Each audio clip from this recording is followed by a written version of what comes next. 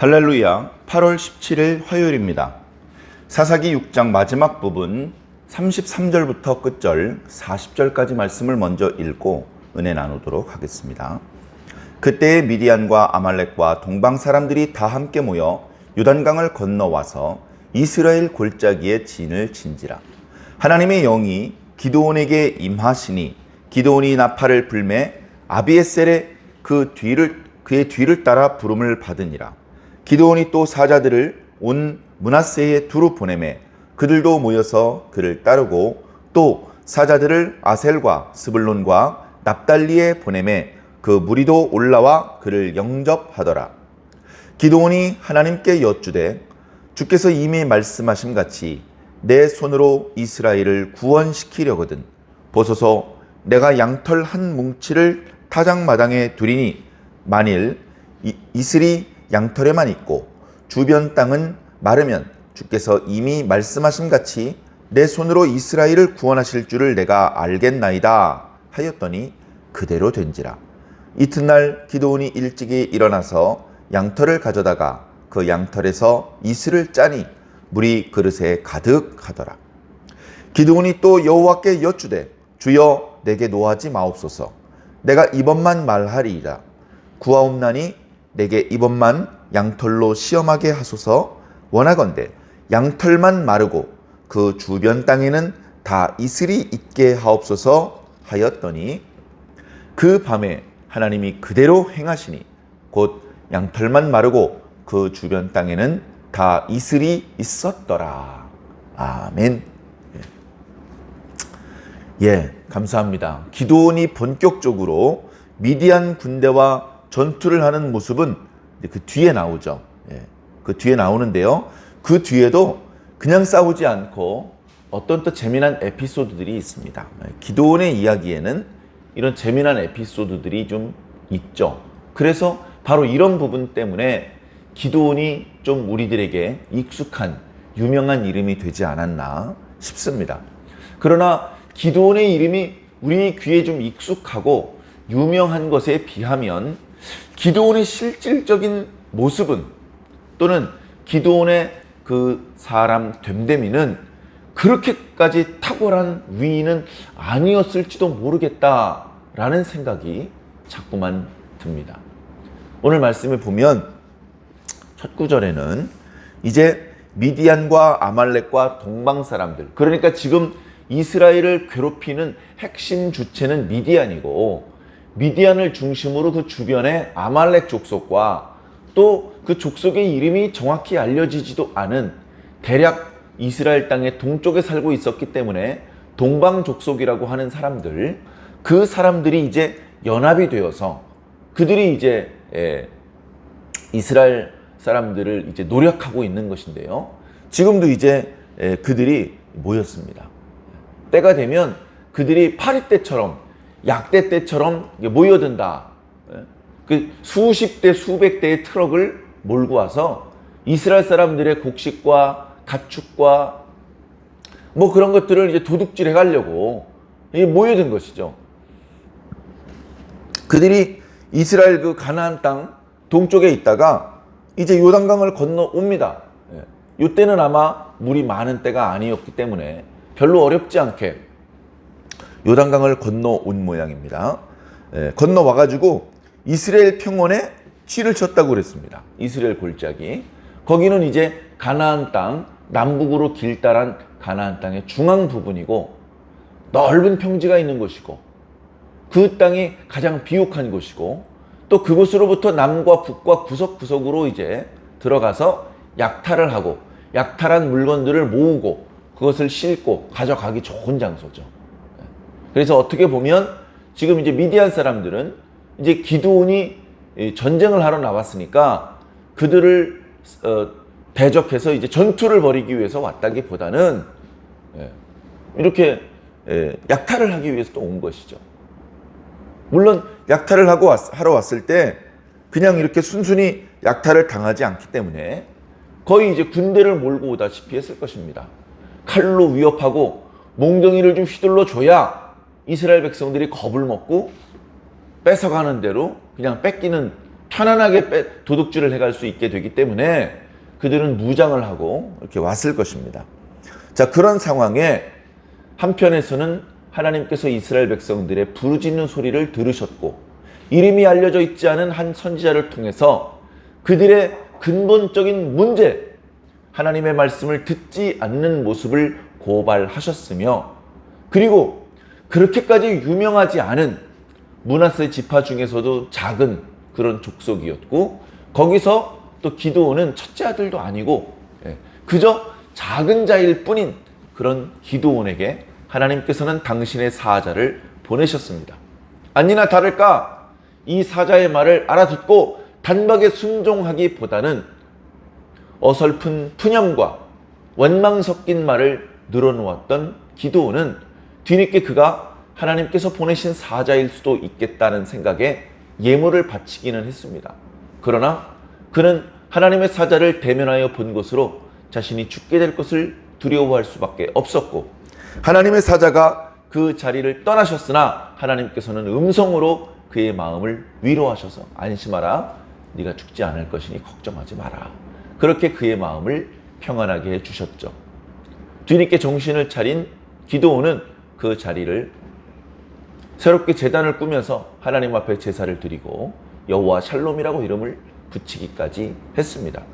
그 이후에 하나님께서 기드온을 훈련시키고 그가 위대한 하나님의 일꾼이 되기 위한 준비 작업으로서 먼저 그의 아버지가 관리하고 있던 바알의 산당 그 제단을 무너뜨려 버리고 그 앞에 서 있는 아세라 목상을 찍어 버리고 아버지가 아끼던 소를 끌고 나와서 언덕 꼭대기에 제단을 새롭게 쌓고 거기서 하나님께 번제를 드리라는 명을 내렸습니다. 여전히 주변 사람들의 만류와 그들을 어찌 대항해야 될지 알지 못하는 그런 막연한 두려움에 기드온은 낮에 그 일을 행하지 못하고 밤에 몇몇 종들을 데리고서 그 일을 수행을 했습니다. 다음날 아침 사람들이 바알의 제단이 허물어져 있는 것을 보고 아세라 상이 아주 험악하게 도끼로 찍혀나간 것을 보고 수소문해서 그런 일을 한 것이 기드온이라는 것을 알게 되었죠. 기드온의 아버지가 지혜롭게 이야기를 합니다.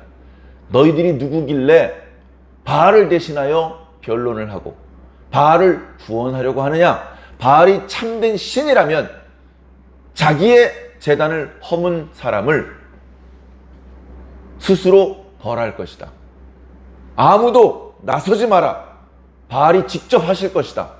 뭐 이렇게 말함으로 해서 기드온을 위기에서 보호해 주었고, 뿐만 아니라 바알은 참된 신이 아니라는 것을 간접적으로 증거하게 그렇게 말씀을 하셨습니다. 자, 그리고 나서 이어지는 말씀이 오늘 우리가 함께 읽은 이 말씀입니다. 미디안에서는 때가 되었기 때문에 약탈을 하러 왔고, 기드온에게는 하나님께서 이제 성령을 충만하게 부어 주셨습니다. 그리고서는 이제 기드온의 주변에 기드온과 함께 싸울 용사들이 모이기 시작을 했습니다. 참 놀라운 일이죠. 기드온은요, 유명한 사람이 아니었다니까요. 기드온에게는 큰 용사로서의 제목이, 그런 자질이 많이 부족했습니다. 그럼에도 불구하고 많은 사람들이 기드온 주변에 모여들기 시작합니다. 뒤에 나오는 말씀을 보면 거의 3만 명에 해당하는 그런 사람들이 모였습니다. 앞부분에 바락이 가나안 왕과 싸울 때 10,000명 정도 모였대요. 10,000명 정도 모인 그 숫자를 가지고도 가나안 땅을 20년을 괴롭혔던 대적들을 무찔렀습니다. 그런데 이 기드온이 하나님을 향한 분명한 믿음의 확신, 담대함, 전투를 수행하는 자질, 능력, 이런 것들이 부족해서 그랬는지 하나님께서는 충분한 사람들을 그에게 모이게 하신 것이죠. 그러나 그렇게 해서 모여든 사람들의 숫자는 전투를 수행하기에는 넘치는 숫자였죠. 그러나 이 기드온의 마음을 안심시키기에는 부족한 숫자였습니다. 기드온이 자기 가족들에게 말했습니다. 하나님께서 사실은 자신에게 사자를 보내셔서 이런 말씀을 하셨습니다. 그리고 얼마 전에 있었던 바알의 제단을 허물은 것도 제가 했는데 제가 제 멋대로 한 것이 아니고 하나님께서 저에게 지시가 있으셔서 저는 순종할 수밖에 없었습니다. 그런 이야기를 했을 때 자기 가까운 가족들로부터 시작해서 자기 족속, 여기 족속의 이름이 나오죠? 그 족속의 이름 아비에셀 족속이라고 이름이 나옵니다. 므낫세 지파 중에 한 작은 족속이죠. 기드온에 가까운 친족들입니다. 그들에게 털어놨을 때 그들이 기드온을 야단치지 않았습니다. 야 임마 네가 뭘 안다고 그래 조그만 녀석이, 이렇게 무시하지 않았습니다. 평소 같았으면 무시하고 허드렛 일 심부름이나 시켰겠지만 기드온이 이렇게 말할 때에 그 말을 들었던 아비에셀 족속 사람들은 그 말을 듣고 기드온을 자신들의 리더로 인정을 해주었습니다. 전투가 벌어지면 자신들이 선봉했을 것을 약속했습니다. 왜 그런 일이 벌어졌을까요? 성경엔 자세히 나와 있지 않아요. 그러나 기드온에게 하나님의 영이 임했다는 것을 그들이 느낄 수 있었던 것 같습니다. 하나님의 성령이 임하면 어떤 현상이 벌어지죠? 잘 모릅니다. 그것은 성령이 임하기만 하면 반드시 나타나는 어떤 현상이 있기 때문이 아닙니다. 그러나 영은 영으로 분별한다고 이 아비에셀 족속 사람들이 영적으로 모든 사람이 동일하게 느낄 수 있었던 것 같습니다. 그들 앞에서 기드온이 무슨 마술을 보여준 것은 아니지만 기드온의 말을 들으면서 그들의 마음이 감동했고 그들의 가슴이 뜨거워졌고 또 지난 7년 동안 미디안 사람들에게 당한 그 굴욕과 서러움, 그 궁핍함이 한꺼번에 몰려오면서 그들은 하나님께서 기드온을 선택했다면 이번 전투는 승리할 것이다. 이미 지난 시절 중에도 하나님께서는 드보라를 또 에훗을 삼가를 당신의 사사로 세우시더니 도저히 물리칠 수 없을 것 같았던 대적들을 물리치는 일이 있지 않았느냐. 그때도 병력이 많아서 이긴 것이 아니고 하나님께서 당신의 사람에게 성령을, 하나님의 영을 한량없이 부어주셨기 때문에 이길 수 있었다. 그리고 우리 시대에 미디안에게 괴로움을 받고 있는 우리들을 위해서는 하나님께서 기드온에게 당신의 영을 부어주셨으니 싸우면 이길 수 있겠구나. 그런 확신의 마음을 그 아비에셀 사람들의 마음속에 심어주셨던 것이죠. 그런데요, 그 아비에셀 족속 사람들은 싸우면 이길 수 있겠다는 확신을 가지고 있었지만 정작 기드온이 확신을 못 가지고 있어요. 기드온이 확신을 못 하고 있습니다. 그러니까 어떡합니까? 나팔을 붑니다. 우리 족속 가지고는 안 됩니다. 더 많이 모여야죠. 나팔을 붑니다. 나팔 소리를 듣고 므낫세 지파에서 꽤 많은 용사들이 모였습니다. 나팔 소리를 듣고 왔는데 무슨 일입니까? 했더니 아비에셀 족속 사람들이 기드온에게 들었던 얘기를 막 전달해 줍니까? 그렇습니까? 하나님께서 드디어 우리 기도를 들으셨습니까? 하나님께서 드디어 우리를 위해서 이번에도 사사를 세우신 겁니까? 그럼 제가 함께 싸우겠습니다. 용사들이 제법 많이 모였습니다. 그런데도 기드온이 안심을 못해요. 기드온이 사절단을 주변에 보냅니다. 이 미디안 사람들에게 집중적으로 약탈을 당했던 그런 지파 쪽으로 사람을 보낸 것이죠. 아셀 지파, 스볼론 지파, 납달리 지파 쪽으로 사람들을 보냈더니 거기서 사람들이 소식을 듣고 그렇다면 내가 이번에 하나님께서 세우신 사사와 함께 싸워서 이 이스라엘을 다시 평안하게 만드는데 힘을 보태겠습니다. 그렇게 해서 많은 사람들이 모였고 그들이 기드온을 영접했습니다. 영접했다는 표현은 기드온을 리더로, 하나님께서 세우신 사사로 인정했다. 기드온의 말에 복종을 했다. 따랐다. 그런 뜻이거든요. 그 숫자가 뒤에 보면 대략 3만 명씩이나 됐다고 했습니다. 그런데 아직도 기드온은 확신을 못하고 있어요. 이번 전투가 과연 승리할 수 있을까? 이번 전투를 통해서 이스라엘이 미디안의 손아귀에서 구원될 수 있을까? 자신이 정말 하나님의 사자일까? 분명한 확신을 하지 못했던 기드온은 자신만 바라보는 많은 사람들 앞에서 하나님 앞에 여쭙기 시작합니다. 사실은요, 중요한 일을 앞두고 하나님 앞에 기도하는 것은요, 정말 아름답고 건강한 모습입니다. 그런데 지금 기드온은 그렇게 건강한 기도를 드리는 것은 아닌 것 같아요. 아직도 자기가 확신을 하지 못하니까 뭔가 하나님께 특별한 표징을 요구해서, 마치 얼마 전에 하나님의 사자가 자신에게 나타났을 때 그에게도 표징을 요구했었잖아요. 그가 표징을 보여주었죠. 그 표징을 통해서 자신과 이야기를 나누었던 사람이 하나님의 사자라는 것을 깨닫고 자신이 죽게 될까 봐 또 근심하기도 했었죠. 이번에 또 하나님께 표징을 구합니다. 어떤 내용의 표징이냐? 양털을 널찍하게 마당에다 펼쳐놓을 것입니다. 아침마다 이슬이 내리는 계절이니 내일 아침에도 이슬이 내리겠죠. 평상시 같았으면 그냥 들판이나 또 양털을 펼쳐놓은 자리나 똑같이 이슬이 내렸을 것이겠지만, 하나님, 내일 새벽에는 이 들판에는 이슬이 내리지 않고 제가 저쪽에 펼쳐놓은 양털에만 이슬이 잔뜩 내리게 하여 주시옵소서. 그럼 좀 뭔가 특별한 거잖아요. 자연현상적으로는 발생되기 어려운 하나님의 손길이죠. 그것을 보면서 이번 전투는 하나님께서 함께 하시는 전투구나, 그런 것들을 깨달을 수 있는 그런 충분한 표징이 될 수 있는 그런 일을 하나님께 요청을 드렸습니다. 하나님께서 아무 말씀 안 하시고 기드온의 요구대로 해주셨습니다.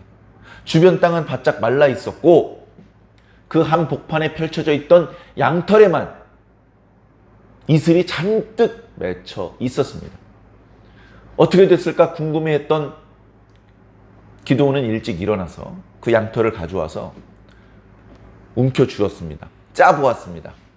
그러자 그 양털이 머금고 있던 그 이슬이 흘러내려서 그릇에 가득 찼습니다. 대단한 것이죠. 그런데 그것으로도 만족하지 않고 기드온은 또다시, 하나님, 한 번만 더 제가 하나님 앞에 간구를 드립니다. 이번 한 번만 더 제가 하나님을 시험할 수 있도록 허락해 주시옵소서. 진노하지 마시옵소서. 제가 똑같이 양털을 펼쳐 놓겠습니다. 내일 아침에는 반대로 되게 해 주시옵소서. 내일 아침에는 주변의 땅에는 이슬이 내리지만 이 양털에는 이슬이 한 방울도 내리지 않게 해 주시옵소서. 하나님께서 이번에도 야단치지 않으셨습니다. 아무 말씀 없이 기드온이 요구한 대로 해주셨습니다. 알았어. 그래, 아침 일찍 가서 보니까 주변의 땅에는 이슬이 내려 있습니다. 양털을 이렇게 걷어 보니까 그 자리에는 이슬이 안 내리고 그 주변 땅에는 이슬이 내려서 젖어 있습니다. 그런데 양털은 바짝 말라 있습니다. 참 놀라운 기적을 하나님께서 보여주신 것이죠. 전투가 벌어지는 상황 속에서도 하나님께 기드온이 요청만 하면 하나님께서 이렇게 초자연적인 능력을 보여주셔서라도 반드시 전투에서 승리하게 할 것이고 이스라엘을 미디안의 손길로부터 구출해 주실 것이다. 그런 분명한 사인을 보내주시는 것입니다. 이 여러 모습들을 통해서 하나님께서는 너그러우신 분이구나. 하나님께서는 기드온이 그렇게 많은 하나님의 놀라운 능력을 체험했음에도 불구하고 마음의 확신을 가지지 못하고 이번 전투를 주도해야 되겠다는 어떤 자신감을 가지지 못했을 때 야단치지 않으시는구나. 우리가 교회를 오래 다녔지만, 교회에서 여러 가지 종류의 봉사를 했지만 우리가 언제 신이 나서 앞장서서 나서서 했습니까? 그런 분은 많지 않죠. 대부분은 소극적이고 뭔가 열심히 봉사를 하다가 반장이 되고 부장이 되고 또는 구역장이 되고 교사가 되고 이렇게 사명이 주어지는 것에 대해서 큰 부담을 가지고 봉사는 하겠는데 사명을 맡지 않으려고 하려는 그런 성도들이 대부분이었죠. 그것은 그 성도가 특별히 믿음이 약하거나 특별히 악한 마음이 있어서 그런 게 아니고요. 우리들의 보통 사람들이 가지고 있는 마음이 그런 겁니다. 직함을 가지고 이렇게 사명을 맡는 것은 부담스러운 일이죠. 예. 봉사를 하지 않으려는 것이 아니라 직함이 부담스럽기 때문에 보통 그렇게 사양을 하고는 하는 것입니다. 그렇게 사양을 할 때 하나님께서 야단치지 않으신단 말이죠. 하나님께서 사명을 주실 때는 사명만 주지 않습니다. 능력을 주십니다. 기도하면 기도한 대로 이루어 주십니다. 그런 특별한 은혜를 입혀서 하나님께서 당신의 일꾼을 세우시는 것이죠.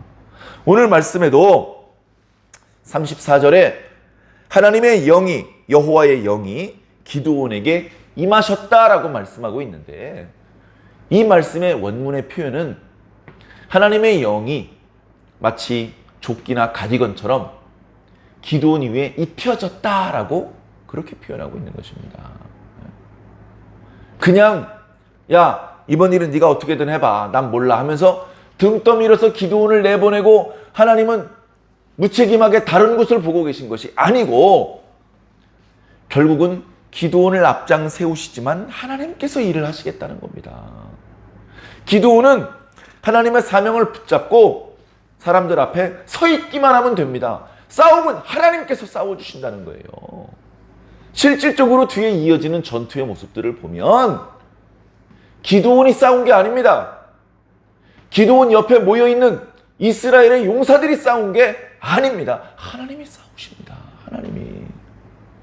인간적인 생각으로는 에이, 뭐 이런 모자란 녀석이 다 있어, 용맹하게 나가서 싸워야지, 하나님께서 이렇게 당신의 능력을 보여주셨는데 아직도 확신을 가지지 못하고 두려워서 어떻게든 이 책임을 모면하려고 이렇게 해주십시오, 저렇게 해주십시오, 아직도 온전히 믿지 못하는 이런 리더는 갈아치워야 돼, 바꿔버려야 돼. 인간적으로는 그렇게 생각할지도 모릅니다. 그런데 하나님은 생각이 좀 다르셔요. 하나님은 어떤 생각을 가지고 계시느냐? 이번에 미디안을 하나님께서 구원을 하시려고 합니다. 이번에 미디안을 구원하실 때에 사람이 한 일이 아니고 하나님께서 하신 일이라는 것을 확실하게 모든 이스라엘 사람들에게 알려주시기를 원합니다. 그렇게 하려면 너무 강력한 지도자가 나오면 안 돼요. 너무나 많은 병력들이 모이면 안 된다고요. 하나님께서는 약한 자를 들어서 소수의 무리를 사용하셔서 용기가 별로 없고 확신이 없는 그런 지도자를 통해서 이스라엘을 구원하기를 기뻐하셔요. 인간적으로는 그런 방법은 어려울 것 같습니다. 많은 병력을 끌고 나가야지 소수만 데리고 나가면 안 될 것 같아요. 그 병사들을 지도할 수 있는 장수가 용맹해야지, 두렵고 우유부단하면 안 될 것 같아요. 인간적으로는 그렇습니다. 그러나 하나님은 괜찮다. 그가 조금 모자란 부분이 있고 모여있는 병사들이 많지 않더라도 괜찮다. 오히려 하나님의 뜻을 드러내는 데는 더 적절하다. 그래서 하나님께서는 기드온의 부족한 모습을 탓하지 않으시고 다른 사람으로 바꾸지 않으시고 책망하지 않으셨습니다. 그냥 기드온을 데리고서 일을 하시는 것이죠. 저 너무나 부족합니다. 제가 부족한 거 여러분들은 잘 모르시지만 저는 압니다. 하나님께서 저 말고 저보다 유능한 다른 일꾼들을 통해서 일을 하셨다면 더 일이 수월하게 잘 되었고 더 온전하게 일이 처리가 되었지 않았을까? 그런 생각을 그동안 신앙하면서 많이 해보았습니다. 근데 하나님께서는요, 부족하고 미련한 저를 통해서 일을 하십니다. 인격적으로도 아직도 다듬어지지 못했고 영적으로도 부족한 것이 너무나도 많은 저를 당신의 도구로 사용하시는 거예요. 하나님, 왜 저를 보내십니까? 제 주변에 저보다 유능한 일꾼이 많은 것을 제가 알고 있습니다. 보낼 만한 자를 보내소서. 그런데 하나님은 저를 보내십니다. 사랑하는 성도 여러분, 이렇게 부족함이 많은 저를 통해서 말씀을 듣느라고 고생이 많으시죠? 그러나 하나님께 감사하고 하나님을 찬양하시기를 바랍니다. 하나님께서는 저같이 부족한 사람을 통해서 말씀이 선포되게 하면서도 여러분들을 넉넉히 구원하실 수 있는 능력의 하나님이십니다. 하나님은 여러분들을 반드시 구원하실 것입니다. 제가 부족한 것과 상관없이 하나님은 전능하시기 때문에 그렇습니다. 여러분 앞에 지금 현재 누가 리더로 서 있는지, 그가 얼마나 유능한지 또는 부족한지 상관없습니다. 결국 여러분들을 이끄는 리더는 하나님이십니다. 그 하나님은 부족하지 않으십니다. 실수하지 않으십니다. 반드시 모든 일을 성공하실 것이고, 반드시 모든 전투에서 승리하실 것이고, 반드시 여러분들을 구원해내실 것입니다. 그런 믿음으로 두려움 없이 저 인간 기문상이 아닌 하나님을 따르시기를 부탁을 드립니다. 구약에 기드온에게 여호와의 영이 임하시더니 오늘 신약교회 성도들 위에는 예수의 영이 임합니다. 알아보니 구약에 당신의 일꾼 위에 임하셨던 여호와의 영이나 우리 성도들 위에 임한 예수님의 영이나 다 똑같은 성령님입니다. 성령님이 우리에게 임하셨다면 하나님의 계획이 확고하게 쓰셨다는 뜻이고, 하나님께서는 이 계획을 끝까지 완수하실 것이라는 뜻입니다. 기뻐하시고 하나님께 감사하시기를 부탁을 드립니다. 오늘 하루 하나님의 영을 받은 사람답게 멋있는 하루를 살아주시기를 부탁을 드립니다. 다소간의 부족함이 있더라도 승리하는 모습을 하나님 앞에 보여드릴 수 있는 저와 여러분들이 꼭 되기를 주님 이름으로 간절히 축원합니다.